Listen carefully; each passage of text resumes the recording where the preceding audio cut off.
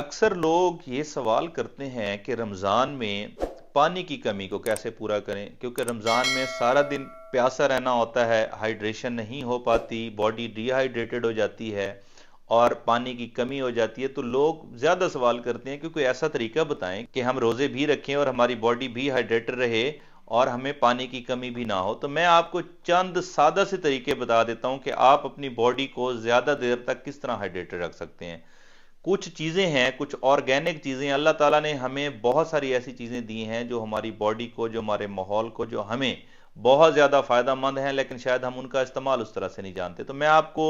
آج کل کے سیزن کے مطابق کچھ ایسی چیزیں بتا دیتا ہوں جو آپ کی ہائیڈریشن کو برقرار رکھیں گی اور آپ کی باڈی کو ڈی ہائیڈریٹڈ نہیں ہونے دیں گی، روزے کی حالت میں بھی آپ کی ہائیڈریشن برقرار رہے گی۔ جب آپ نے افطاری کرنی ہے اور اس کے بعد سحری تک آپ نے چیزیں کیا استعمال کرنی ہیں؟ سب سے پہلے تو ہم جو غلط کام کرتے ہیں، ہم افطار کرتے ہی پکوڑے، سموسے، جنک فوڈ یہ والی چیزیں استعمال کر لیتے ہیں، اور اس کا نقصان یہ ہوتا ہے کہ وہ جا کے ہمیں اور پیاس لگواتے ہیں، ہماری ہائیڈریشن کو کم کرتے ہیں، بلکہ وہ فیٹس ہوتی ہیں، شوگر ہوتی ہے، اور وہ بری فیٹ اور بری شوگر ہوتی ہے، ریفائنڈ شوگر ہوتی ہے۔ تو سب سے پہلے تو ہم نے ان چیزوں کا استعمال کم کرنا ہے، اور اس کے بعد ہم نے کیا استعمال کرنا ہے؟ اس کے بعد ہم نے آرگینک پھل، فروٹ اور سبزیاں استعمال کرنی ہیں، لائک جیسے کھیرا ہے۔ اب کھیرے میں 95% تک واٹر کانٹینٹ ہوتا ہے، پانی ہوتا ہے، اور یہ آپ کو دیر تک ہائیڈریٹ رکھنے میں بہت ہیلپ فل ہے۔ اس میں وٹامنز ہیں، اس میں منرلز ہیں، یہ آپ کے ڈائجسٹو سسٹم کے لیے بہت بہترین چیز ہے، اور کھیرا انتہائی سستی چیز ہے، یہ مہنگی چیز بھی نہیں ہے، یہ آپ کو دیر تک ہائیڈریٹ رکھتا ہے۔ اس کے بعد خربوزہ، آج کل آپ کو پتہ ہے مارکیٹ میں خربوزہ عام ہے، اب تو تربوز بھی خیر آ گیا ہوا ہے، خربوزہ بھی ہے، اس میں واٹر کانٹینٹ زیادہ ہے اور یہ آپ کو دیر تک جو ہے ہائیڈریٹ رکھتا ہے، آپ کو فائدہ دیتا ہے۔ تو خربوزے کا زیادہ استعمال آپ افطاری میں کر سکتے ہیں۔ اس کے بعد دہی ہے، سحری کے ٹائم جب آپ آتے ہیں آپ دہی استعمال کرتے ہیں۔ دہی پہ میں پورا ولاگ کر چکا ہوں کہ دہی میں آپ نے کیا غلطی کرتے ہیں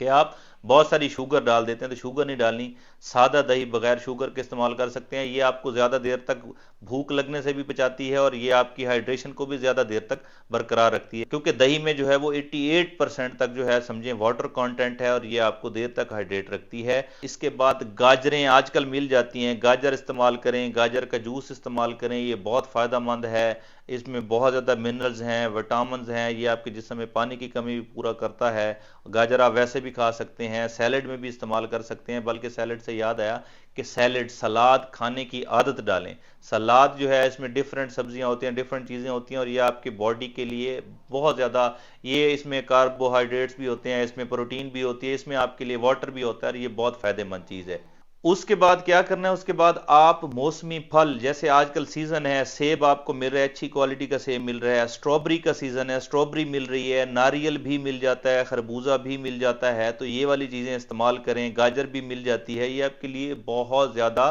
فائدہ مند ہیں۔ پھر آپ سبزیاں استعمال کریں، جو جو سبزیاں دیکھیں، جو بھی موسمی سبزیاں اویلیبل ہیں وہ استعمال کریں، وہ بھی آپ کی ہائیڈریشن بھی، آپ کے جسم کی طاقت بھی برقرار رکھنے کے لیے بہت امپورٹنٹ ہوتی ہیں۔ اور سبزیوں کے بعد موسمی پھل، موسمی سبزیاں آپ کو جو بھی مل رہی ہیں، اس کے بعد آپ یخنی استعمال کر سکتے ہیں، آپ سوپ استعمال کر سکتے ہیں، یہ والی چیزیں بھی آپ کو فائدہ دیتی ہیں۔ تو آرگینک چیزوں کی طرف آئیے، جنک فوڈ کو بند کیجئے، پیزے برگر رمضان میں کھانا بند کر دیجئے، اور سب سے امپورٹنٹ چیز چینی کا بے دریغ استعمال بند کر دیجئے۔